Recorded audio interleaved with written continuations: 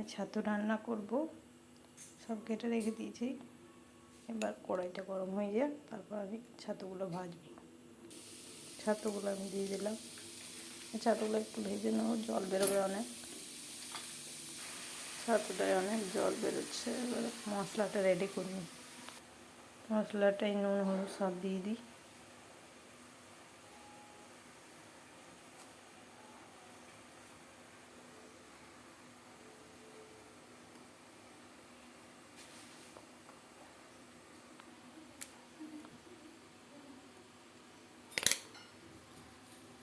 সব মশলাগুলো একটু একটু করে দিয়ে দেবো,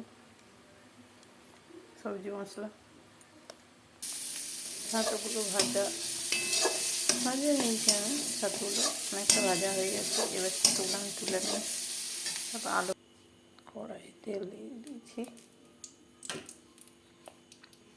পাঁচফোড়ন দিয়ে দেবো।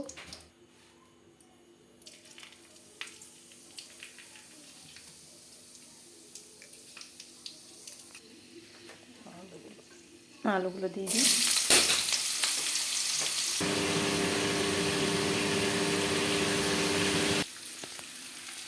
আলুগুলো হালকা ভেজে নিয়েছি। এবার পেঁয়াজগুলো দিয়ে দেবো। পুরো আলুগুলো ভাজা হয়ে গেলে পেঁয়াজগুলো আর ভাজা যাবে না।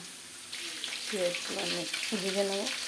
আলুগুলো সব, পেঁয়াজগুলো ভাজা হয়ে গেছে। এবার আমি মশলাটা দিয়ে দিই। মশলাটা দিয়ে দিচ্ছি। মশলাটা দিয়ে ভাজি কিছুক্ষণ, তো মশলার গন্ধ করবে সবজিটায়।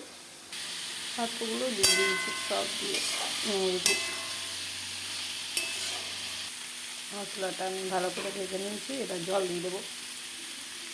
পরিমাণ মতো জল দিয়ে আলুটা সিদ্ধ হবে। আর সিদ্ধ হতে একটু সময় লাগবে আলুটা, তার জন্য জলটা বেশি করে দিয়ে দিলাম একটু।